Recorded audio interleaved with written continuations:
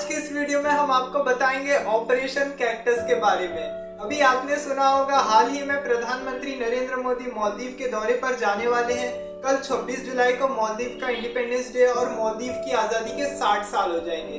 साल 1988 में 3 नवंबर 1988 की रात को जब मालदीव मीठी नींद में सो रहा था तो क्या हुआ, उस समय अचानक से मालदीव की कैपिटल माले सिटी गोलियों की तड़तड़ाहट से गूंजने लगी। अचानक से लोग इधर उधर भागने लग गए, बहुत अफरा तफरी का माहौल हो गया और ये तख्ता पलट होने की कोशिश की जा रही थी।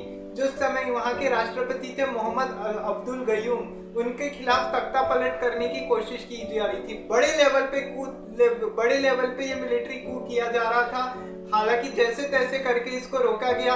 भारत के पास, इसका कई देशों के पास फोन गया, सबने अपने हाथ खड़े कर दिए कि हम नहीं मदद कर सकते। सबने बोल दिया कि हमारी मिलिट्री नहीं है, किसी ने मना कर दिया। सबका ऐसे ऐसे करने का रहता था। लेकिन इंडिया के फॉरेन विदेश मंत्रालय के जॉइंट सेक्रेटरी कुलदीप सहदेव के पास ये SOS भेजा तो उन्होंने बोला कि ठीक है, हम मदद करते हैं। जी हाँ, उस समय भारत के प्रधानमंत्री थे श्री राजीव गांधी ने बोला कि हाँ ठीक है, मैं भेजता हूँ आर्मी जैसे तैसे करके। तो राजीव गांधी, देखिए यहाँ आपको थोड़ा सा बता दूं राजीव गांधी के बारे में भी। राजीव गांधी भी बहुत अच्छे प्राइम मिनिस्टर थे इंडिया के। राजीव गांधी सबसे इंटेलेक्चुअल इंसान थे, काफी पढ़े लिखे भी थे, काफी अच्छे सारे रिफॉर्म्स भी लाए थे उन्होंने, इंजीनियरिंग की भी थी, वो तो पॉलिटिक्स में भी नहीं थे। संजय गांधी सबसे ज्यादा एक्टिव थे पॉलिटिक्स में। राजीव गांधी तो इमरजेंसी के टाइम पे तो पूरा संजय गांधी ने सब कुछ संभाला था, पूरा देश को, मतलब पूरे देश का देश में पूरी तबाही मचा दी थी संजय गांधी ने। इतने जबरदस्ती लोगों की नसबंदी करना, ये सारी चीजें, खैर वो अलग टॉपिक है अभी।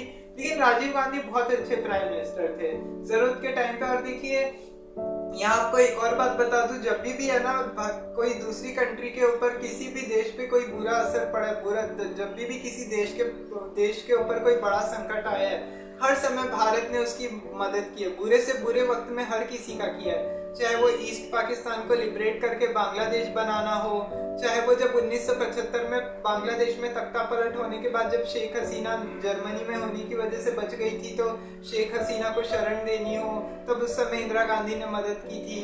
जब श्रीलंका में गृह युद्ध चल रहा था तो उस समय भी भारत ने LTT की हेल्प की थी कि देखो आप जो कर रहे हो वो सही है। हालांकि वो अलग टॉपिक है। मतलब श्रीलंका में तो बाद में जैसे तैसे वो बाद में इंडिया LTT का सपोर्ट करना बंद कर दिया था, समझौता कराया था इंडिया ने, उसमें भी हेल्प की थी, कोशिश की थी कि LTT मान जाए, लेकिन वो माना नहीं था और बाद में राजीव गांधी की इसने हत्या करवा दी थी। खैर वो अलग टॉपिक है, मैंने उस पर वीडियो बना रखा है कि राजीव गांधी की हत्या कैसे हुई। तब थोड़ा सा मालदीव के बारे में जान लीजिए, ये ऑपरेशन कैक्टस क्या था। पहले इसके बारे में जानने से पहले आप थोड़ा सा मालदीव के बारे में जान लीजिए, मालदीव की थोड़ी सी हिस्ट्री जान लीजिए। देखिए मालदीव में ऐसा बोला जाता है कि है ना 500 BC से पहले ही है ना, क्या बोलते हैं, ये इस्लाम लोगों ने रहना शुरू कर दिया था। भारत और श्रीलंका से सबसे ज्यादा लोग आके वहाँ पे रहते थे। और जो उस समय रिलीजन था ना, वहाँ का रिलीजन भी बुद्धिज्म था। बुद्धिज्म को ही लोग फॉलो करते थे। लेकिन धीरे धीरे क्या हुआ कि 8th सेंचुरी में आते आते, मतलब जब इस्लाम का राइज हुआ तो वहाँ पे भी है ना धीरे धीरे इस्लामिक रूल चालू हुआ और कई सारे पॉपुलेशन वहाँ की इस्लाम में बदल गई। अब उसके बाद क्या हुआ कि अब उसके बाद मालदीव भी है ना ब्रिटिश राज में आ गया था। ब्रिटिशर्स ने भी वहाँ पे अपनी पैठ जमा ली। पहले पोर्तुगीज ने किया, फिर फ्रेंच लोगों ने किया, फिर डचों ने किया, सबने किया था। और उसके बाद क्या हुआ, फिर ये ब्रिटिशर्स ने अपनी पैठ जमा ली थी वहाँ पे। ब्रिटिशर्स भी अपना व्यापार करने लग गए थे, काफी कुछ कर रहे थे। जैसे इंडिया पे ब्रिटिशर्स से रूल कर रहे थे ना, सेम उसी तरीके से भारत में रूल कर रहे थे सब। अब उसके बाद क्या हुआ कि लेकिन भारत तो 1947 में आज़ाद हो गया, हर कंट्री को उसके बाद आज़ादी मिलने लग गई थी, सब करते करते फिर उसके बाद 26 जुलाई 1965 को मालदीव भी अंग्रेजों के चंगुल से आज़ाद हो गया। अब जैसे ही 1965 में मालदीव को आज़ादी मिली तो 1968 में मालदीव का संविधान बनके तैयार हुआ।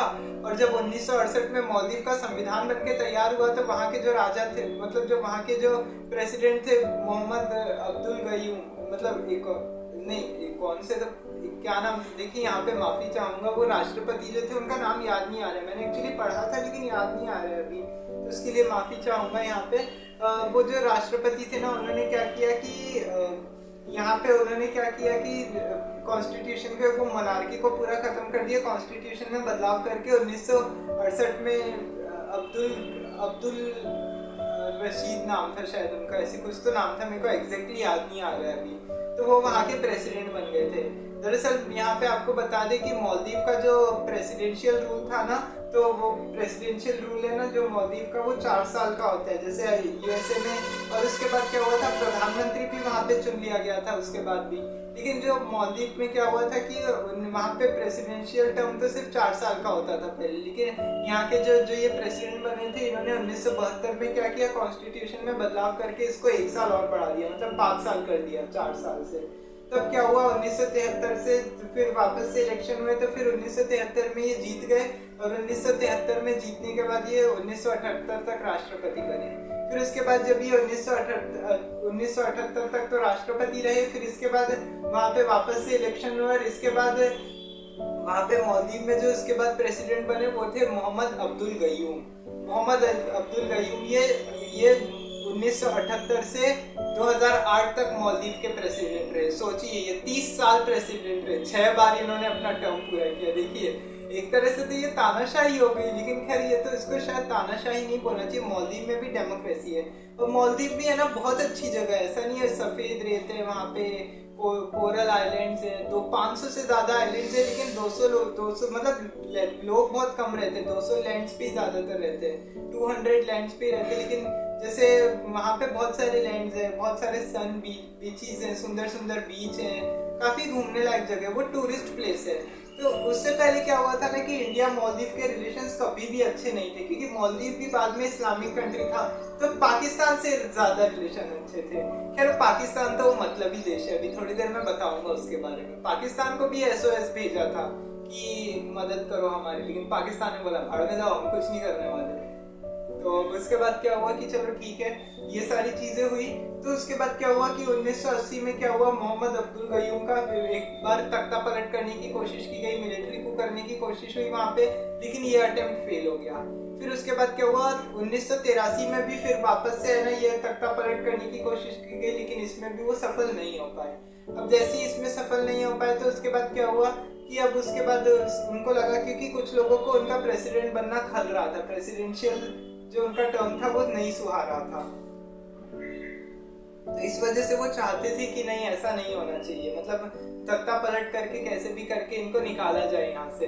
तो उसके बाद क्या हुआ कि अब जैसी ये सारी चीजें 1983 में 2 बार ये फेल हो गया।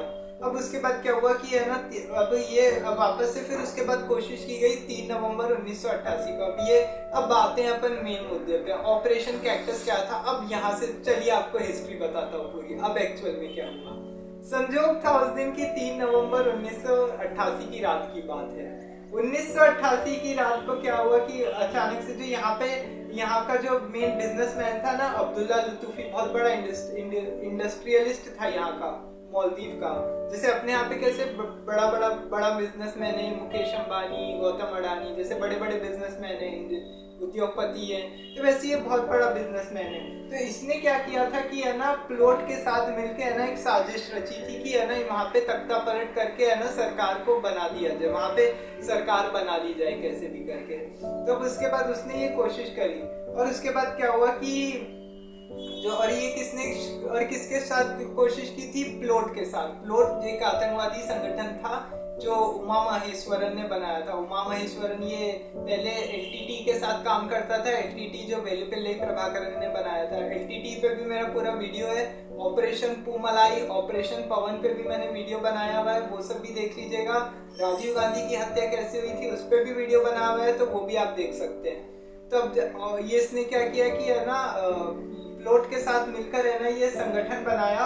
और उसके बाद क्या हुआ कि जैसी ये सारी चीजें हुई, तो जैसे ये सब कुछ हुआ, तो फिर उसके बाद 3 नवंबर 1988 की रात को अचानक से वहाँ पे गोलियों की आवाजें चल रही थी, गोलियों की आवाज आ रही थी, लूट मार हो रही थी वहाँ पे।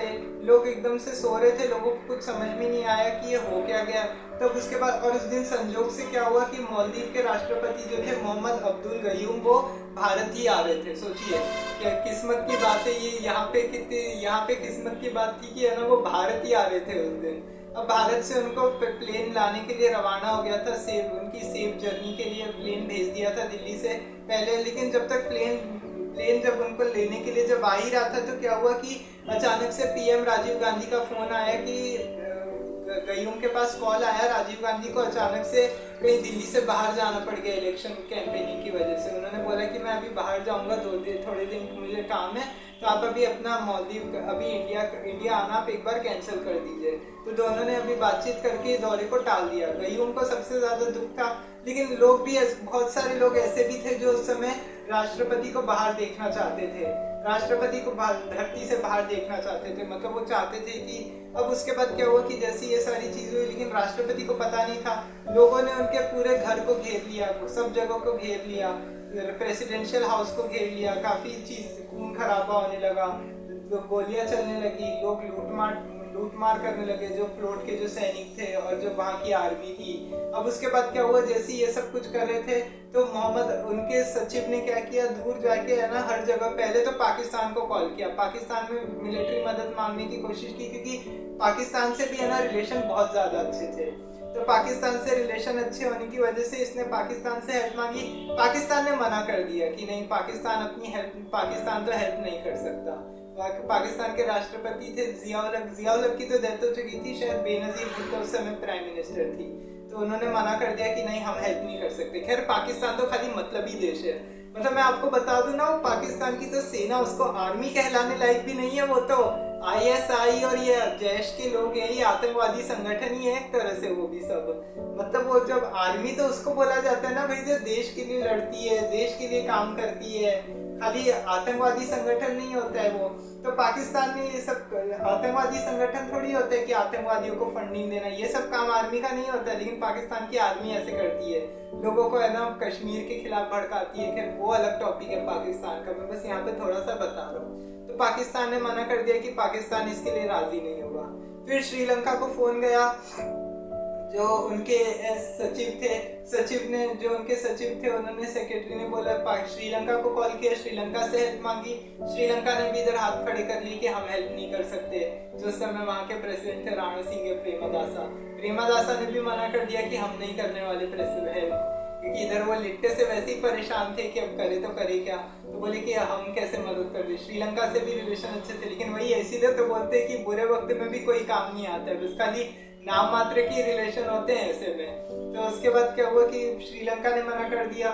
फिर उसके बाद और भी जगह पे अमेरिका से मदद मांगी। अमेरिका ने बोला कि नहीं हम मदद नहीं कर सकते, क्योंकि हमारा भी गल्फ वॉर ही चल रहा है, हमारे यहाँ पे। अभी अगर हम जब तक आपके यहाँ जहाज भेजेंगे तब तक तो 2-3 दिन से ज्यादा हो जाएंगे, इतना टाइम लगता है वहाँ से इतना दूर है हमारा मालदीव का, उधर से तो जाना ही नहीं हो पाएगा हमारे जहाज से। तो अमेरिका ने भी अपना हाथ खड़ा कर दिया। फिर उसके बाद यूके के पास गया, यूके ने भी हाथ खड़ा कर दिया। ब्रिटेन ने बोला कि हम कुछ नहीं करते, अगर भारत से हेल्प मांग लो, अगर भारत मदद करता है तो ठीक है, नहीं तो चले जाओ जेल जाने के लिए तैयार हो जाना। लेकिन हमें खैर ऐसा तो नहीं बोला हुआ, लेकिन हाँ ब्रिटेन ने सबने मना कर दिया। इनफैक्ट पूरी दुनिया मना कर चुकी थी कि हम कहीं से भी आपको हेल्प नहीं दे सकते, सबने बहाना टाल दिया। अब उसके बाद क्या हुआ कि अब जैसी उसके बाद ये सारी चीजें हुई, तो उसके बाद क्या हुआ कि जैसी ये सब चीजें हुई तो वहाँ के जो सेक्रेटरी थे उन्होंने इंडिया में फोन किया। इंडिया में जब फोन किया तो उस समय जो वहाँ के ज्वाइंट सेक्रेटरी थे विदेश मंत्रालय के, फॉरेन मिनिस्ट्री के जो ज्वाइंट सेक्रेटरी थे कुलदीप सहदेव को ये SOS भेजा है। SOS क्या होता है कि एक सिग्नल होता है कि जिसकी वजह से अगर आपको मतलब आपकी कंट्री में अगर कोई दिक्कत आई है मान लीजिए, तो अगर उसके बाद क्या होता है कि अगर दिक्कत आई है तो उसके बाद क्या होता है कि अगर वहाँ पे आप है ना बोल सकते हो दूसरी कंट्री में ये SOS भेज के कि हमारे यहाँ ऐसे हो गया तो हमारी हेल्प कर सकते हैं क्या। तो ये SOS बोला जाता है, इसको ये सिग्नल होता है। तो ये SOS भेजा गया। कुलदीप सहदेव के पास ये मैसेज आया, उनके पास कॉल गया, उन्होंने तुरंत में हाँ बोल दिया, जवाब हाँ में आया कि हाँ हम हेल्प कर देंगे। फिर ये बात राजीव गांधी तक गई। राजीव गांधी ने बोला कि देश को जैसे तैसे करके मालदीव को जो भी हो जाए उसके बाद कैसे भी करके मदद दी जाए। हालांकि इससे पहले मैं आपको एक और बात बता दूं, साल 1986 में राजीव गांधी भी अपनी पत्नी सोनिया गांधी के साथ मालदीव गए थे, मालदीव के दौरे पे, लेकिन उस समय तक कोई खास रिलेशंस नहीं थे इंडिया मालदीव के। तो इसके बाद क्या हुआ कि जैसे ही उन्होंने बोला कि ठीक है मैं हेल्प करता हूँ, राजीव गांधी ने अपना चुनावी दौरा बाहर जाने का प्रोग्राम कैंसिल कर दिया। राजीव गांधी ने तुरंत में इमरजेंसी मीटिंग बुलाई जिसमें आर्मी चीफ, रॉ चीफ, सभी को है ना बुलाया और सबसे बोला कि देखो मालदीव में ऐसी ऐसी बात है। यहाँ आपको बता दूं कि आर्मी भेजना कोई आसान नहीं होता है दूसरे देश में। कंट्री आप पे, दूसरी देश आपके ऊपर, दुनिया आपके ऊपर बहुत सवाल उठाती है अगर इस तरीके की चीजें करते हो तो बहुत सोच समझ के डिसीजन लेना पड़ता है। लेकिन राजीव गांधी ऐसे थे कि नहीं, कुछ भी करके अगर कोई अगर मुसीबत में आए तो उसकी हेल्प तो करना ही चाहिए अपन को। हमेशा इंडिया यही करता है कि अगर मुसीबत के समय अगर किसी को ज़रूरत पड़ती है तो इंडिया हमेशा से उसकी हेल्प करता है। हालांकि बाद में वो भले ही बाद में दुश्मनी ले लेता है इंडिया से, वो अलग बात है। आज देखिए बांग्लादेश की इंडिया ने इतनी हेल्प की थी, इतना कुछ किया। इंदिरा गांधी ने देश को आज़ादी दिलवाई थी बांग्लादेश को, उसके बाद भी वहाँ पे एंटी इंडिया सेंटिमेंट्स चलते हैं। इंदिरा गांधी के नाम पे एक रोड रखने की बात हुई तो उसको लेके बवाल मच गया। कुछ ना कुछ तो चलता ही रहता है वहाँ पे। तो खैर अभी वो अलग टॉपिक है बांग्लादेश का। तो उसके बाद क्या हुआ कि जैसी ये सारी चीज़ें हुई तो उसके बाद जब ये सब कुछ हुआ तो फिर वहाँ पे ये सारी चीज़ें होने के बाद में क्या हुआ कि उन्होंने बोला कि ठीक है हम हेल्प भेजते हैं। तो उस समय जो और आर्मी चीफ थे वी के सिन्हा जो उस समय इंडिया के आर्मी चीफ थे, उन्होंने बोला कि आर्मी भेजनी चाहिए तो उन्होंने हाँ बोला। लेकिन एयर मार्शल जो उस समय जो एयरफोर्स चीफ थे एयर मार्शल सूरी ने ये सलाह दी कि अगर ऑपरेशन के टाइम पे एयरफोर्स की भी ज़रूरत पड़ती है। दूसरे ऑफिसर्स ने उनको बोला कि देखिए ऑपरेशन के टाइम पे है ना पैराशूट ब्रिगेडियर सबसे बेस्ट रहेगा कि आप पैराशूट ब्रिगेडियर भेजोगे। तो राजीव गांधी ने हर तरह से मदद दी और सबसे पूछा कि कोई जान को खतरा तो नहीं होना चाहिए, किसी के सख्त आदेश दिए गए थे और कैसे तैसे करके भेजा जाए। अब उसके बाद क्या हुआ कि अब देखिए सबसे बड़ी बात क्या है ना कि अब इंडिया ने पहली बार ये मिशन पे जा रहा था। इंडिया कोई बड़े देश में पहली बार ये है ना इंडिया की मिलिट्री जा रही थी कोई को बचाने के लिए, कोई चीज़ का कोई ऑपरेशन करने के लिए। तो उस समय क्या हुआ कि जैसे ये सारी चीज़ें होने के बाद में जब ये सब कुछ चल रहा था तो राजीव गांधी ने भी बोल दिया था कि यहाँ पे कुछ होना नहीं चाहिए, ऐसी कोई बात तो नहीं होनी चाहिए। अब उसके बाद क्या हुआ कि जैसे ये सब कुछ हुआ तो उसके बाद उन्होंने बोला कि ठीक है जैसे तैसे। अब उनको देखिए सबसे बड़ी बात क्या है, आर्मी को कोई जानकारी तो थी नहीं वहाँ की। देखिए मालदीव अगर जैसे कोई भी ऑपरेशन अगर करते तो सबसे पहले तो तैयारी करनी पड़ती है। तैयारी तो करनी पड़ेगी ना, क्योंकि क्या है ना आपको पता करना पड़ेगा कहाँ पे क्या है, कौन से रेंज है। तो उस समय जो दिल्ली के जो चीफ थे उन्होंने क्या किया, दिल्ली में जो हाई कमिश्नर थे मालदीव के उनसे कांटेक्ट करके उनसे सारी जानकारी ली और आगरा से एयरलिफ्ट किए गए, सारे सैनिकों को एयरलिफ्ट किया गया। आगरा से फ्लाइट रवाना हुई। आगरा से फ्लाइट रवाना होने के बाद वो वहाँ से एक्चुअली जाने का कोई रास्ता नहीं था तो ये हुलहुले आइलैंड पे गए। हुलहुले आइलैंड एक जगह है, वहाँ पे बहुत छोटा सा आइलैंड है, वहाँ पे उसके पास आगे जाके एयरपोर्ट पे ये लोग रुके। एयरपोर्ट पे एक्चुअली क्या हुआ था मालदीव में इनको लगा था कि है ना एयरपोर्ट पे कोई कब्जा नहीं करेगा। तो उसके बाद क्या हुआ, इन्होंने इसलिए सारी सब चीज़ों पे पूरे माले सिटी पे कब्जा कर लिया। मालदीव की जो कैपिटल है माले सिटी, वहाँ पे कब्जा कर लिया था, सब जगह कब्जा कर लिया था। लेकिन उनको लगा कि एयरपोर्ट पे तो देखो कोई आने वाला है नहीं, तो एयरपोर्ट को तो छोड़ दो अपन, एयरपोर्ट पे कौन कब्जा करे। ये सोच के इन्होंने एयरपोर्ट पे कब्जा कर लिया। जब ये लोग लैंड किए तो इनको पहले लगा था कि है ना बहुत मुसीबत हो जाएगी, बहुत मुश्किल होगी, वहाँ पे इतने लोग होंगे, इतने पैराशूट, इतने बड़ी बड़ी ब्रिगेडियर होगी। जो उसमें ये जो आर्मी को लीड कर रहे थे वो थे फारूक बुलसारा। इन्होंने सबसे ज़्यादा इन्होंने ही लीड किया था आर्मी को। और उसके बाद क्या हुआ कि जैसे इन्होंने आर्मी को लीड किया था वहाँ पे इन्होंने इनकी तरफ से टुकड़ी भेजी गई थी। और उसके बाद इन्होंने यहाँ पे जब लैंडिंग की तो लैंडिंग करने के बाद क्या हुआ कि अब जैसे ये सब कुछ हुआ तो उन्होंने वहाँ पे जब हुलहुले आइलैंड से आगे जब उन्होंने एयरपोर्ट पे लैंड किया वहाँ पे गए ये लोग। वहाँ पे जब ये लोग गए तो उसके बाद क्या हुआ, ये ऑपरेशन कैक्टस चालू कर दिया। ऑपरेशन कैक्टस के तहत क्या हुआ कि वहाँ के जो एजुकेशन मिनिस्टर थे उनको जो बंदी बना लिया गया था, सबको जैसे तैसे सबको छुड़वा लिया गया। जैसे कई सैनिकों को इसमें अपनी नेवी ने भी अपना बेहतरीन काम किया, इसमें नेवी ने भी अपनी वो हेल्प की। और नेवी ने यहाँ पे है ना आर्मी की तरफ से बहुत कुछ किया। आर्मी की तरफ से अपनी लड़ाई, कोई हाथापाई नहीं हुई थी यहाँ पे या कोई मारपीट ऐसी नहीं हुई थी, लेकिन सभी को भेज दिया गया जैसे तैसे करके। सैनिकों को वहाँ से खदेड़ दिया गया, प्रेसिडेंशियल हाउस को वहाँ से कब्जे से छुड़वा लिया गया और उनके चंगुल से छुड़वा लिया गया, आतंकवादियों के चंगुल से। और जो प्लॉट के जो सपने थे इनके साथ पूरे सपने को चकनाचूर कर दिया। और जिसने ये जो यहाँ का जो बिजनेसमैन था अब्दुल्ला लुत्फी, जिसने प्लॉट के साथ ये साजिश रची थी, उसको आर्मी ने, हालांकि पहली बार तो क्या हुआ कि जीत का जश्न मनाने के लिए समय नहीं था, पहली बार तो इंडियन आर्मी की बहुत बड़ी जीत हुई। तो उसके बाद क्या हुआ कि जैसे अब ये सब कुछ हुआ तो दूसरी बार इन्होंने क्या किया कि दूसरी बार में यहाँ पे इन्होंने जो वहाँ का जो बिजनेसमैन था, जिसका मास्टरमाइंड था, ये यहाँ से भागने की कोशिश कर रहा था, इसलिए ये बोट को हाईजैक कर लिया था और ये आगे कहीं से दूसरे आइलैंड में चला गया था। दूसरे आइलैंड में चला गया था, पूरे मालदीव की माले सिटी को छुड़ाना था। सब जगह से आर्मी गई, आर्मी ने सब जगह से फायरिंग की या जो भी हो रहा था जैसे तैसे करके सब छुड़वाया।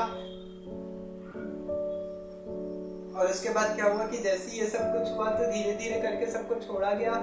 और उसके बाद ऐसे ही 15-20 ऐसे करके करते फिर वहाँ के जहाँ पे अब्दुल्ला लुत्फी गया उधर भी उस कैंप में भी रेड की, वहाँ से भी सैनिकों को छुड़वा लिया गया और वहाँ से भी उससे भी सैनिकों से कब्जे से छुड़वाया गया। कब्जे से छुड़वाने के बाद सबको ले जाया गया और जैसे तैसे करके मोहम्मद अब्दुल गयूम की जान बचा ली गई। अब्दुल गयूम की जान बचा ली गई। अब्दुल्ला लुत्फी को सरेंडर करने के लिए बोला, सरेंडर करने का मौका नहीं दिया, वो भागा नहीं, तो उसको कैप्चर कर लिया इंडियन आर्मी ने और कई सारे आतंकियों को कैप्चर कर लिया गया, कई सबको मिलिटेंट्स को छुड़वा लिया गया और उसके बाद अब्दुल्ला लुत्फी को भी कैप्चर कर लिया गया। प्रेसिडेंट को बोला कि आप अभी सुरक्षित एक बार भारत में चल लीजिए, एक बार हमारे साथ, थोड़े दिन आपके लिए सेफ रहेगा। तो उन्होंने भारत जाने से मना कर दिया। उन्होंने बोला कि नहीं, अभी तो हम भारत नहीं जाएंगे, अभी इंडिया में ही रहेंगे। माफ कीजिएगा, इंडिया बोल दिया हूँ गलती से, भारत नहीं जाएंगे, अभी मालदीव में ही रहेंगे। तो आप मुझे प्रेसिडेंशियल हाउस में पहुंचा दीजिए एक बार। वहाँ पे प्रेसिडेंशियल हाउस में पहुंचाया गया उनको। सुबह 4 बजे के करीब उन्होंने पीएम राजीव गांधी को फोन करने को कहा, अपने सेक्रेटरी को। प्रधानमंत्री राजीव गांधी को फोन करके उन्होंने उनको थैंक यू बोल के उनका आभार व्यक्त किया।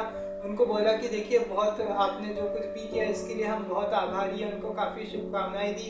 और सबसे बड़ी बात यहाँ आपको ये बता दूं कि है ना, पूरी दुनिया में कोई नहीं जानता था, किसी को नहीं मालूम था कि है ना हम लोग है ना मालदीव में बहुत बड़ा तख्ता पलट करने की हम लोग बहुत बड़ा ऑपरेशन कर रहे हैं। लेकिन ब्रिटेन, यूके, कोई नहीं जानता था।